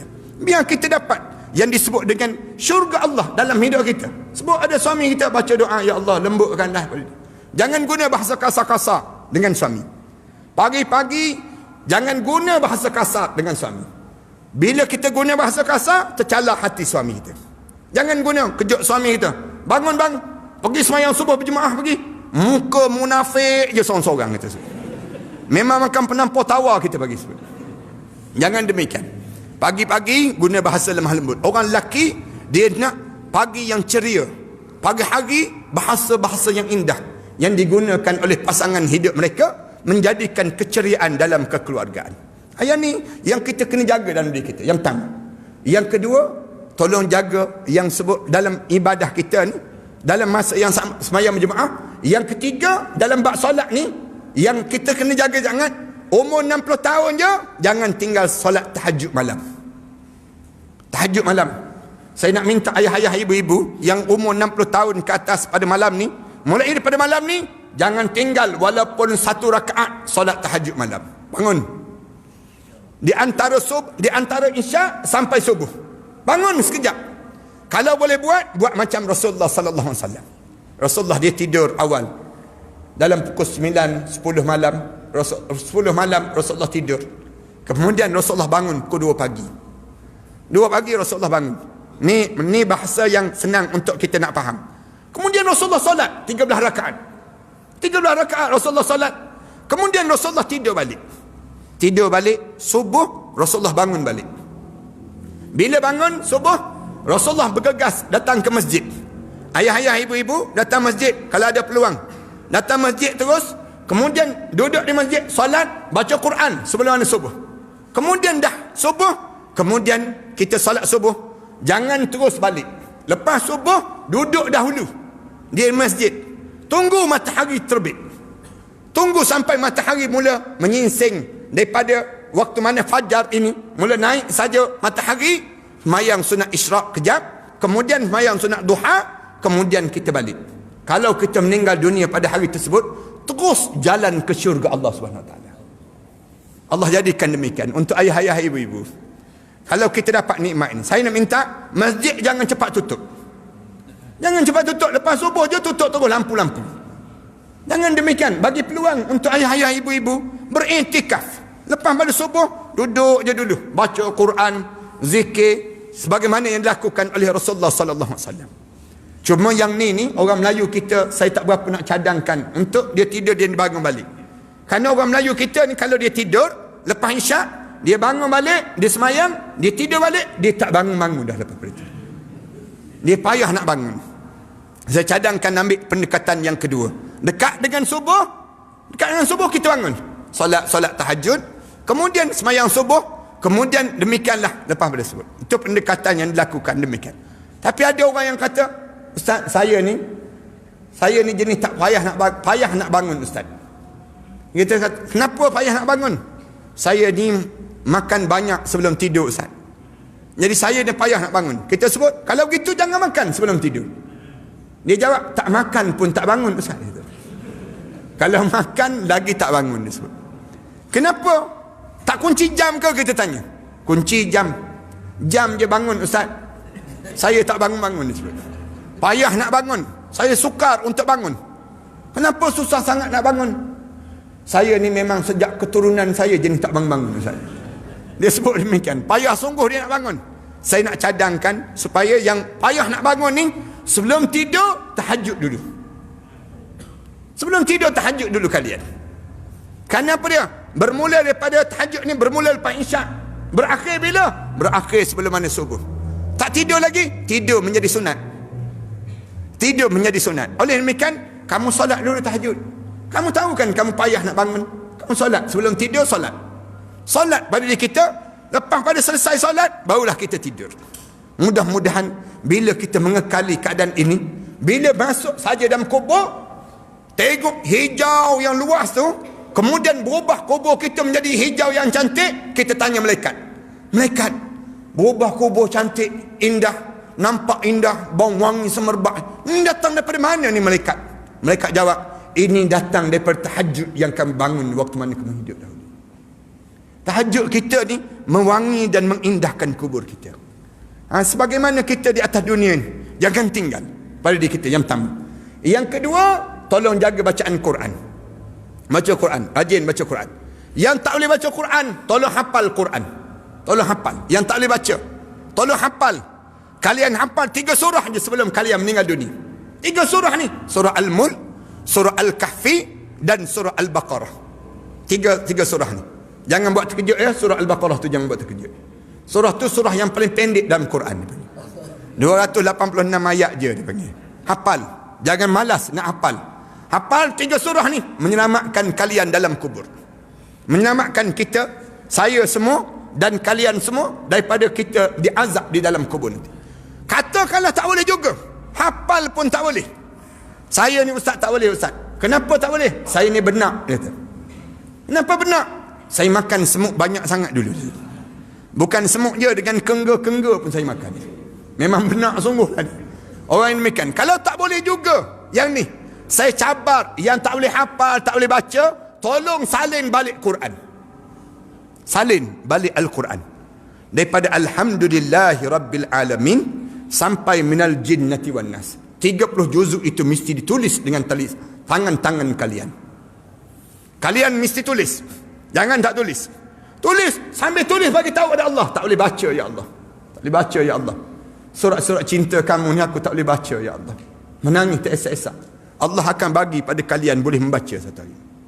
Ini kelebihan orang yang dengan Al-Quran. 2. Yang 3 dalam bab ibadah ni apa dia? Saya nak sebut, tolong sambung silaturrahim. Jangan kita putus silaturrahim. Dalam bab ibadah, silaturrahim ni kena jaga. Walaupun kita dalam pandemik macam ni pun, kena jaga silaturrahim. Jangan mati di saat mana kalian sedang memutuskan silaturrahim. Rasulullah sebut, la yadkhulul jannah man qati'ur rahim. Tak masuk syurga siapa yang mati dalam keadaan dia sedang memutuskan silaturrahim. Rasulullah pesan, antara orang Islam ni, la yahillu li muslim an yahjura akhahu fawqa salayalin yaltaqiyan fayuridu hada wa yu'ridu hada wa khairuhum alladhi yabda'u bis salam. Rasulullah kata, tak halal bagi seorang Islam Yang dia berkelahi dengan saudara-mara dia lebih 3 hari 3 malam. Bila mereka berjumpa, orang tu paling sebelah sana, orang ni paling sebelah sini. Rasulullah kata, wa khairahum alladhi yabda'u bis salam. Orang yang terbaik di kalangan mereka berdua tu, siapa yang memulakan bagi salam. Jangan berkelahi. Orang Islam kita ni berkelahi dalam bab politik, misal contoh. Jangan demikian. Cari jalan perdamaian di kalangan kita. Satukan kembali. Jangan mati di saat mana kita sedang berkelahi di kalangan kita ini. Akhirnya orang kafir bersorak-sorai. Bagus. Orang Islam biar pecah. Biar bila orang Islam pecah, kami boleh merintah di atas keperbahalan di kalangan kamu tersebut. Jangan jadi demikian. Kemudian saya nak sebut lagi yang akhir sekali dalam bab ibadah ni, tolong alihkan semua aset-aset kita yang ada di atas dunia ini ke akhirat Allah. Sekarang ni juga, sebelum kita mati masuk dalam kubur seorang-seorang. Ayah-ayah, ibu-ibu, kalian ada harta kan? Jangan simpan harta kalian untuk dunia. Rugi je kalian simpan untuk dunia. Sekarang ni tolong alihkan semua aset-aset yang ada ni, hantar ke akhirat. Kalian cari untuk siapa? Cari untuk kita kan? Cari untuk diri kita kan? Habis tu kenapa kita tinggal untuk orang? Kenapa kita tinggalkan untuk orang? Setiap di kalangan kita berusaha untuk diri kita kan? Anak-anak kita usaha untuk diri masing-masing kan? Mereka berusaha untuk cari untuk mereka. Kita cari untuk kita. Tolonglah jangan simpan di atas dunia. Hantarlah ke akhirat. Sebelum kita masuk dalam kubur seorang-seorang. Macam kita pergi ke Mekah. Bila kita pergi ke Mekah, kita beli barang-barang banyak. Beli tasbih, beli kurma, beli macam-macam gaya. Bila nak balik, tak boleh bawa naik atas kapal terbang. Nak buat macam mana? Pos ke Malaysia kan? Barang tu sampai di Malaysia. Barang dah sampai kat Melaka. Barang dah sampai dah. Tapi tuan dekat Mekah lagi. Demikianlah kita. Harta kita, rumah kita, kereta kita, segala barang kemas kita, segala pakaian kita, segala apa, tolonglah hantar ke akhirat Allah. Sebelum kita sampai, kita masuk dalam kubur seorang-seorang. Ni tak, orang kita cari harta sampai hujung nyawa, dia tinggal atas kubur, dia tinggal atas dunia, harta dia masuk kubur seorang-seorang, dia kena soal terhadap harta yang ada atas dunia. Rugi je dalam hidup dia. Tak cerdik langsung hidup. Biar kita cari untuk diri kita. Macam mana cari untuk diri kita? Dalam hidup kita ni, dalam cara kita ni, Allah suruh kita infak. Allah suruh kita wakaf. Allah suruh kita ni apa dia? Wasiat. Allah Subhanahu Wa Taala suruh kita hibah. Bagi terus sekarang ni. Waktu mana kita hidup, sekarang kita tak guna dah. Banyak mana dah duit kita dalam bank. Kita tak guna dah duit tersebut. Mana guna pun kita simpan untuk nak tengok. Simpan untuk tengok. Nak beli roti canai, tak boleh dah. Nak beli makanan banyak sangat, kita ada darah tinggi dah. Nak makan daging-daging, tak boleh. Darah tinggi. Nak makan gula banyak sikit, kencing manis. Nak makan apa dia? Seafood, gaut dia panggil dia. Nak makan apa sekarang? Benda apa yang kita boleh makan? Roti kering. Roti kering, selam dalam air, kemam dalam mulut. Kad kredit penuh, duit banyak, segala benda ada. Tapi kita nak tinggal atas dunia. Tak, jangan. Panggil anak-anak kita. Bagi tahu pada anak kita. Umur ummi, umur papa, umur ayah dah sampai 60 tahun dah sekarang. 60 tahun umur kematian. Umur confirm mati. Rasulullah sebut umru ummati baina 60 wa 70. Umur umat aku di antara 60 tahun hingga 70 tahun. Bila-bila masa je boleh menghadap depan Allah. Dalam umur sebegini, ummi, ayah, tak nak tinggalkan kamu dalam keadaan kesusahan. Ni tanah ada 6 ekar. Kamu adik-beradik 4 orang, ambil sekar seorang. Kamu nak guna tak sekar seorang? Tanya anak-anak kita. Masing-masing kata nak. Bagi sekar seorang. 2 ekar lagi untuk bahagian abi dan ummi. Untuk abi dan ummi. Untuk apa dia? Untuk nak wakafkan, dihantar ke akhirat. Datang jumpa Eid ke masjid, bagi tahu pada anak-anak kita, rumah ni jangan siapa dakwa untuk dimiliki. Rumah ni jangan siapa-siapa ambil. Kita sebut pada anak-anak kita. Ni milik abi dan ummi.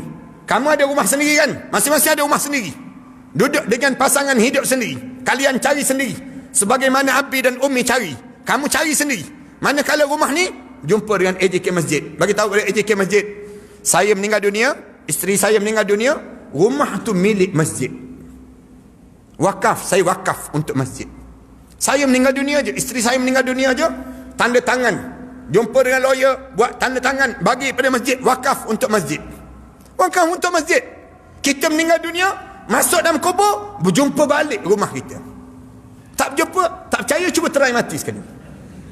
Masuk dalam kubur tak berjumpa, alhamdulillah sempat wakaf. Alhamdulillah. Ni tak, kita meninggal dunia, anak isteri kita berkelahi, berebut ni. Ramai mana orang yang berebut harta pusaka. Orang kita kan simpan. Orang tanya, simpan untuk apa? Simpan untuk hari tua, ustaz. Siapa yang ajar? KLWSP, ustaz. KLWSP ajar simpanan untuk hari tua. Padahal untuk hari tua, untuk apa lagi? Kita dah tua. Ada orang kita tua dah tua dah. Simpan. Kemudian dia balik kampung, dia buat rumah besar. Untuk apa rumah besar di saat mana kita tua? Siap je rumah besar, beli kereta besar ni. Tak puas hati lagi, kahwin isteri besar pula dia. Masuk rumah besar, seminggu je meninggal dunia dia. Habis kereta baru tu dapat ada isteri baru. Isteri baru pula habis je dah kahwin dengan suami baru. Suami baru pula petang-petang bawa kereta baru kita ni round kawasan kubur kita. Kita dalam kubur tengok macam-macam je kereta ni. Dia lalu saja tak apa juga, dia horn tu sakit hati dia bagi. Bila dia horn tu, rasa nak jadi hantu maklimah balik rumah je rasa. Nak sebutnya kitanya, padan muka kita. Kenapa dia kita jadi demikian? Kerana kita tidak merancang untuk kehidupan akan datang. Jangan jadi demikian.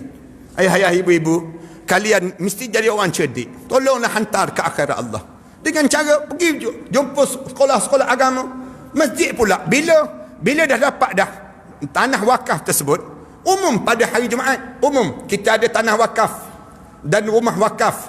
Kami nak jual rumah wakaf ini. Harga penilainya bagi tahu harga rumah ni 300,000 dengan rumah dan juga tanah tersebut. Kami tak nak jual 300,000. Kami nak jual pada ahli qaryah, harga dia 200,000 saja. 100,000 lagi harga yang perlu dijadikan orang yang membeli itu wajib datang sembahyang berjemaah. Tersebut demikian. 100,000 kamu bayar untuk datang sembahyang berjemaah. Kemudian kamu meninggal dunia, kamu wakafkan kembali pada masjid. Akhirnya harta orang Islam berkitar di kalangan orang Islam. Ini cara demikian dalam hidup kita. Kita pun untung, dua-dua untung. Yang hidup pun untung, yang masuk dalam kubur pun untung. Banyak mana dah rumah-rumah jadi kosong tersebut. Tanah-tanah yang terbiar ni sendiri. Punca apa? Tak selesai tu meninggal dunia. Bila meninggal dunia tak selesai. Anak-anak berkelahi, berebut harta pusaka. Selagi itulah kita sengsara di dalam kubur itu sendiri. Dua saya nak sebut. Yang ketiga dan yang akhir sekali, saya tengok tuan-tuan dah betul tulang belakang 7 kali dah saya kira.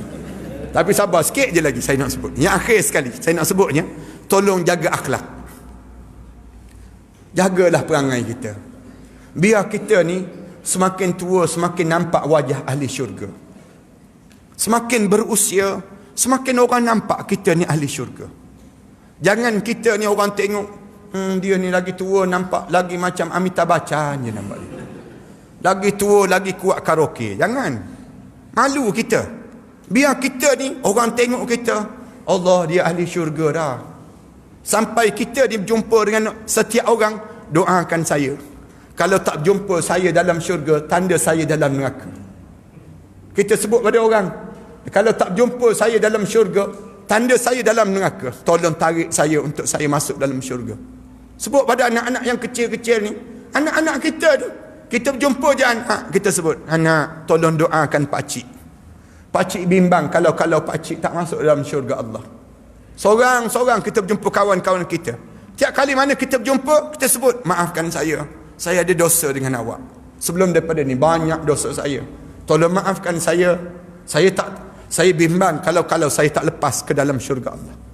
Malam-malam penuh dengan tangisan.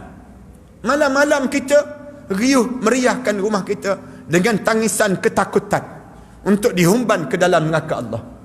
Takut kita.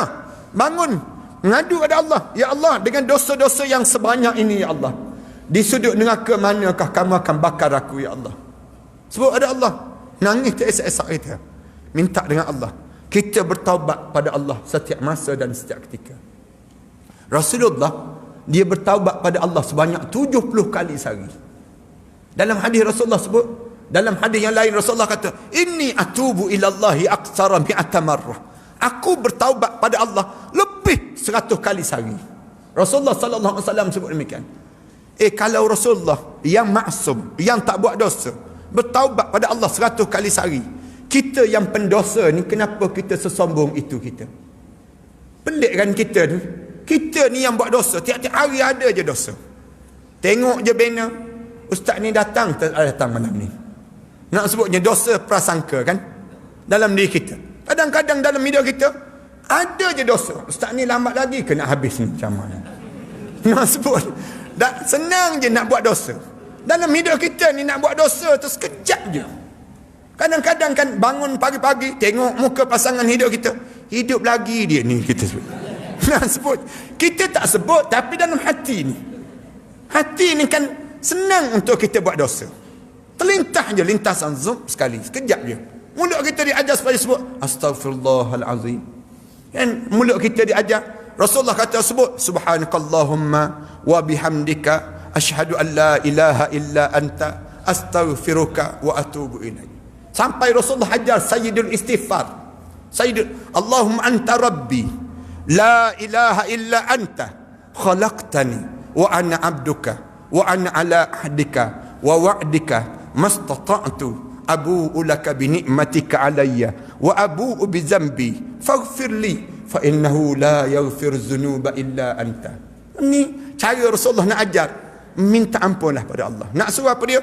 Biar kita ni bila kita menghadap depan Allah, masjid ni menangis, dinding-dinding ini akan menangis. Tak ada dah ya Allah orang tu. Tempat sujud kita ni menangis, rumah kita tu menangis, semua menangis. Di saat mana orang semua menangis, makhluk Allah menangis, kita ketawa keriangan menghadap di hadapan Allah Subhanahu Wa Taala. Kita seronok, alhamdulillah mati aku juga akhir. Menghadap depan Allah, kematian aku mengembirakan hidup aku. Orang tak dunia rasa apa dia? Allah, tak ada dah orang soleh tu. Tak ada dah orang yang alim tu. Tak ada dah orang yang aku tumpang ilmu daripada dia. Ni tak, orang gembira kita mati. Mati juga dia akhirnya dia. Lama dah berdoa nak suruh mati, tak mati-mati dia. Akhirnya mati juga dia. Tanda apa dia? Jahat, kamu ni jahat. Jahat. Di saat mana kamu hidup di atas dunia, beban dengan bumi, beban dalam kubur pun sengsara. Masuk dalam kubur pun bumi ni sebut, kami tak mengalu-ngalukan kehadiran kami. Kami tak mengalu-ngalukan kehadiran kami. Bumi ni sebut, tunggu kau, aku akan buat sesuatu pada kamu nanti. Masuk dalam kubur je, sumpah seranah, keluar jenazah dia daripada tanah. Bumi tu keluarkan balik. Kamal Atatürk contoh yang mudah. Kamal Atatürk tu kan, elok-elok tanam, letak batu di atas kubur dia, keluar, bongkar, bumi tak nak terima. Nak sebutnya gambaran, bumi pun sumpah seranah, hidup atas dunia pun orang caci maki, masuk dalam kubur pun caci maki. Ini jangan jadi demikian. Yang pertama.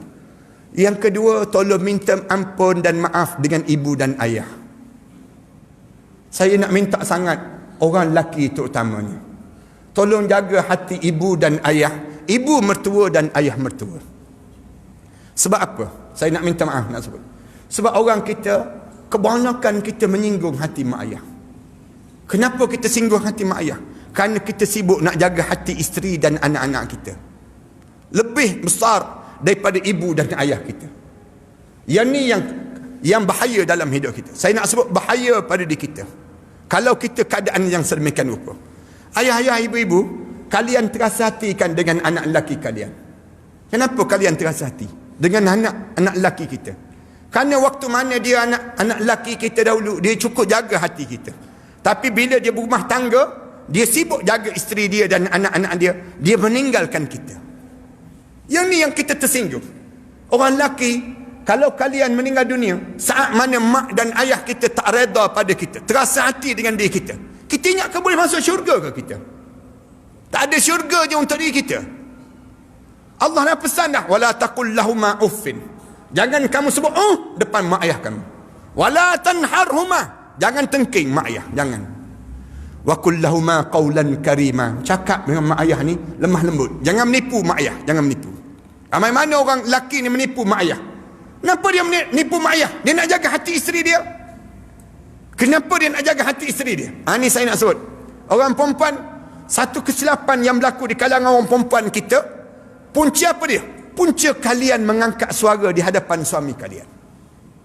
Bila kalian angkat suara di hadapan suami kalian, sering kali menengking kata-kata suami, ataupun kita sering kali mengangkat suara depan suami, lama-lama suami kalian jadi satu penyakit dalam hati dia. Penyakit apa dia? Penyakit takut bini, dia panggil macam ni. Yang sedang berlaku di kalangan orang lelaki. Dalam tak sedar tu takut dengan isteri. Dia takut sungguh dia dengan isteri dia. Kenapa? Kerana isteri dia sering kali menengking dia. Bila menengking, dia kata tak nak kelahi lah ustaz, nak jaga je rumah tangga, tak nak lah. Jadi begitu. Tapi hati isteri, hati suami ni terguris. Waktu mana kalian mengangkat suara, mengejek dia. Misal contoh ni lah bapak engkau, disebut. Perangai bapak engkau memang sejak daripada mula kahwin sampai sekarang macam ni, disebut depan anak-anak.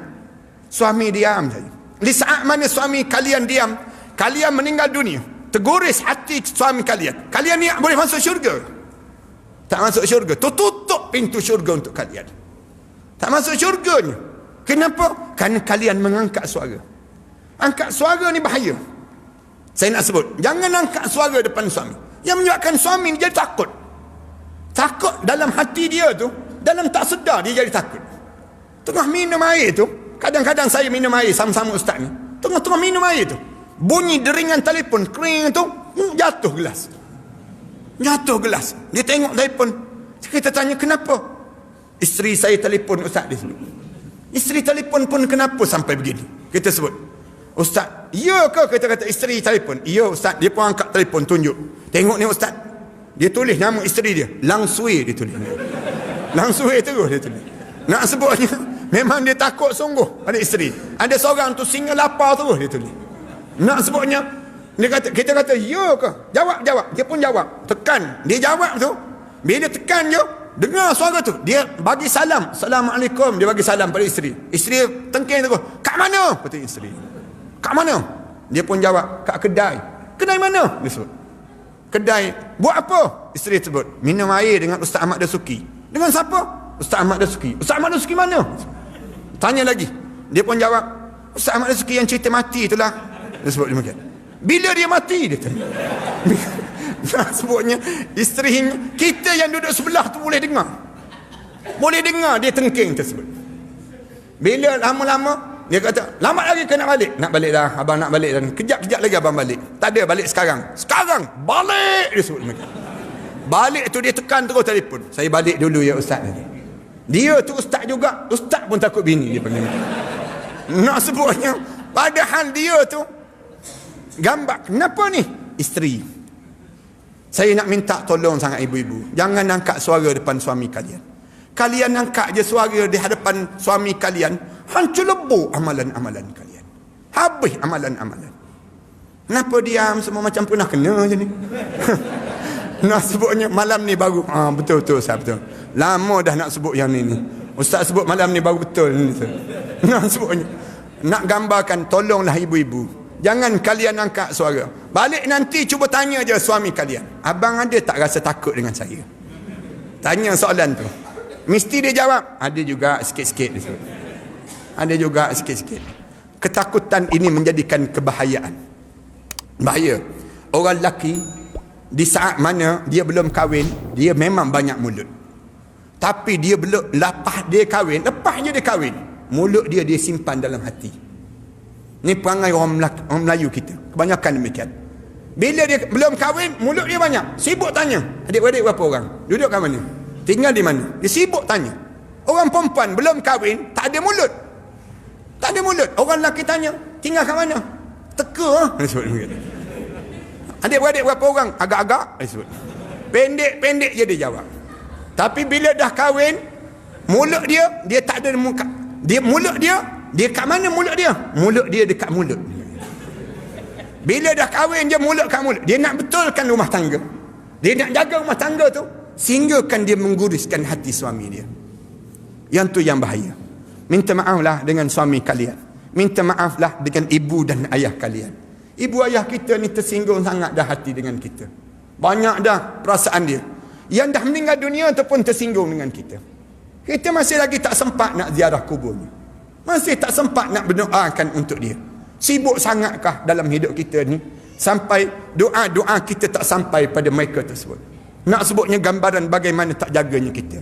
Dan yang akhir sekali, tolong jaga yang disebut dengan hati anak-anak yatim dan orang miskin.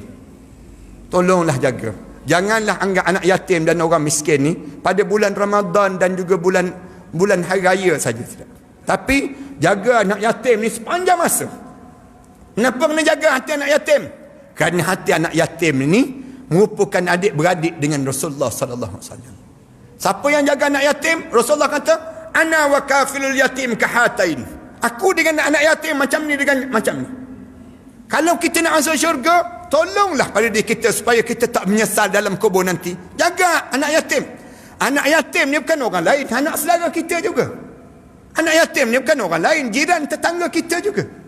Orang yang dekat dengan kita. Tapi kenapa orang kita dia biar je anak yatim? Yang lebih bahaya lagi, anak yatim dihantar ke rumah jaga anak-anak yatim. Menandakan orang kampung tu dia tak jaga anak yatim tu. Zaman Rasulullah mana ada rumah anak yatim? Mana ada rumah jaga anak-anak yatim? Kalau kita hantar anak yatim ke rumah jaga anak-anak yatim, 2 kali dia hilang kasih sayang. Dia hilang ayah dia hilang kasih sayang ibu dia. Rasulullah dia ajar, bila seorang meninggal dunia, anak yatim kena duduk dengan ibu dia.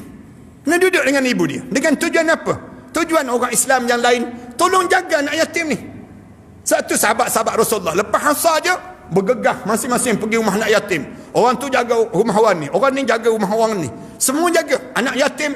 Zaman Rasulullah dia rasa walaupun ayah mereka gugur syahid, walaupun ayah mereka ni berjuang di jalan Allah, dalam keadaan demikian, mereka dalam hidup mereka sebab mereka hilang ayah, tapi mereka mempunyai ayah yang ramai di atas dunia ini. Ini sifat orang kita yang patut ada. Tapi orang kita tak. Sekarang buat rumah jaga anak-anak yatim. Saya minta maaf nak sebut. Akhirnya kita jadikan perniagaan pada anak yatim tersebut. Bahaya orang kita buat demikian. Dosa kita lakukan demikian. Bila kita hantar ke rumah jaga anak-anak yatim, menandakan orang kita tak ambil berat terhadap anak yatim ni sendiri. Bila tak ambil berat terhadap anak yatim di kalangan kita, menunjukkan apa dia? Kita tak ambil berat terhadap Rasulullah sallallahu alaihi wasallam. Ini dalam hidup kita jadi demikian. Sebab tu kita kena jaga. Zaman Rasulullah dahulu, Rasulullah suruh sahabat-sahabat, bila ada saja anak yatim, pergi jaga. Pergi tanya khabar mereka. Tanya, biar kita menjaga. Zaman kita, kalau pergi tanya khabar anak yatim, 2-3 hari je boleh tanya. Lepas mereka tu, mesti orang rumah kita tegur. Tu bukan nak jaga anak yatim, nak jaga mak yatim lah tu. Akhirnya, kita tak peduli pada anak yatim. Ibu-ibu yang menjaga anak yatim menangis pada malam hari, menunggu kedatangan orang-orang yang boleh tolong dalam kekeluargaan ini sendiri.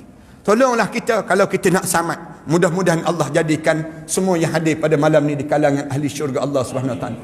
Dan Allah selamatkan kita di saat mana ujian yang mendatang yang besar dalam hidup kita ini sendiri. Terima kasih sekali lagi di atas jemputan ini. Terima kasih di atas kesudian perhatian sekalian. Pada malam ni saya pohon maaf 2 jam, hampir 2 jam saya bercakap ini.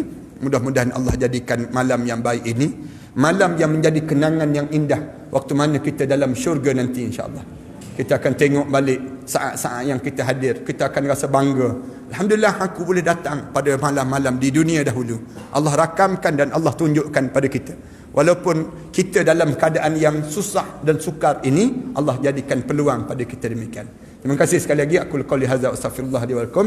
Mari kita baca doa lah. Mudah-mudahan kita dengan doa kita ini akan diaminkan oleh para malaikat Allah dalam pertemuan kita. Tuan-tuan, sebelum kita baca doa ni, suka saya nak sebut kat belakang nanti tuan-tuan. Sekejap ni. Kat belakang nanti ada kitab yang saya karang. Ini kitab persiapan menjelang kematian. Bila dekat nak mati, nak buat apa dia? Dalam ni ada beberapa doa yang penting sangat. Saya harap tuan-tuan hafal doa ni. Doa bila dekat nak meninggal dunia ini sendiri. Dalam kitab ni, saya karang, saya susun. Kita tanda-tanda kematian tu kita telah berlaku. Buat je amalan ni. Ikut je, insya-Allah. Allah akan jadikan kita ahli syurga Allah.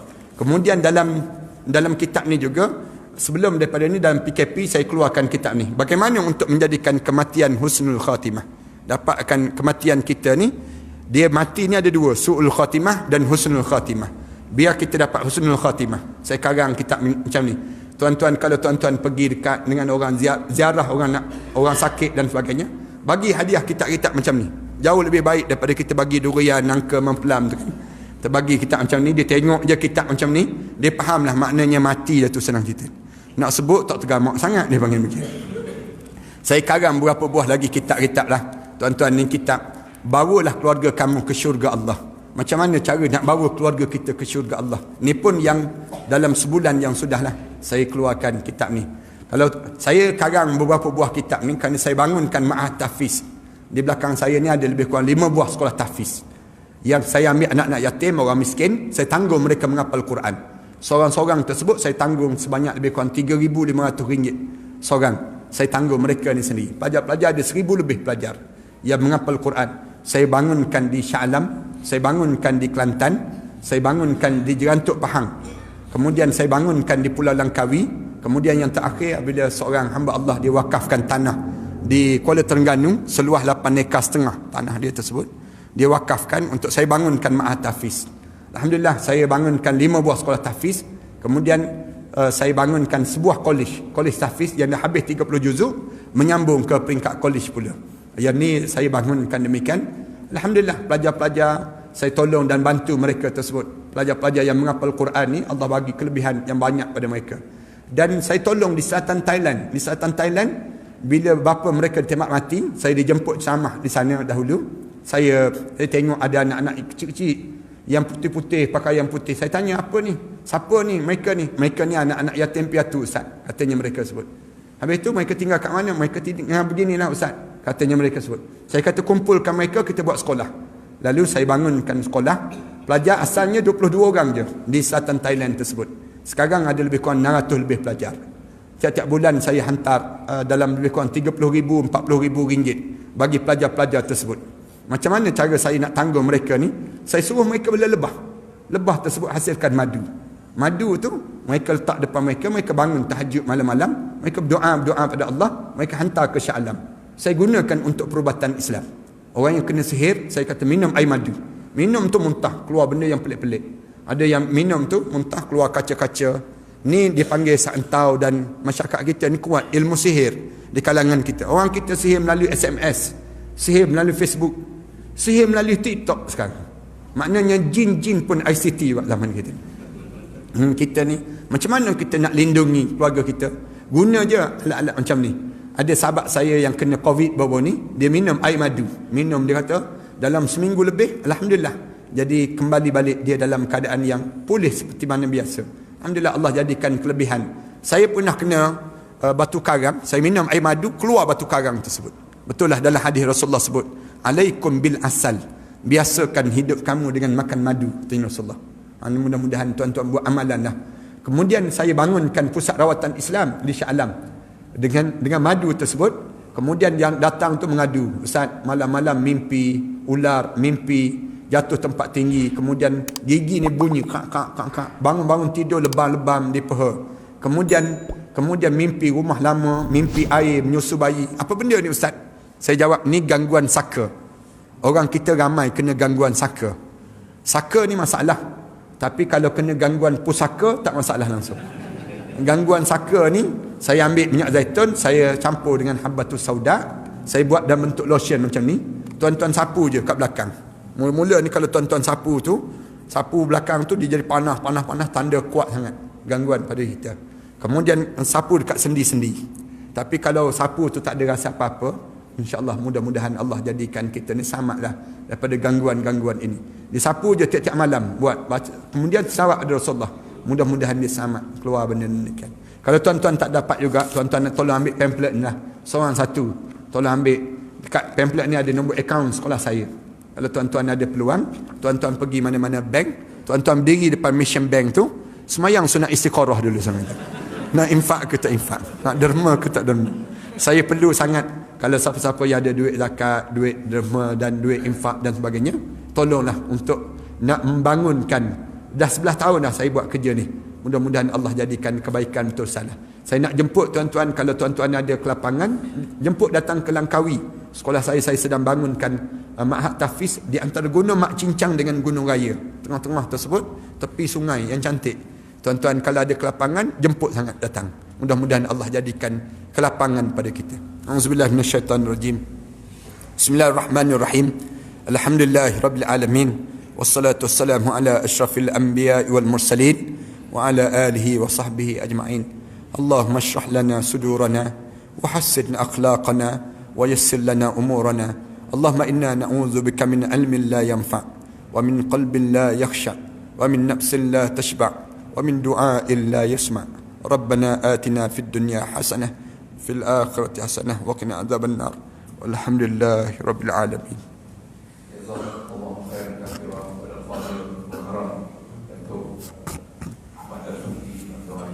سنخوض معاركنا معهم وسنمضي جموعا نردعهم ونعيد الحق المغتصب وبكل القوة ندفعهم وبكل القوة ندفعهم من بعد الذل وذا العار.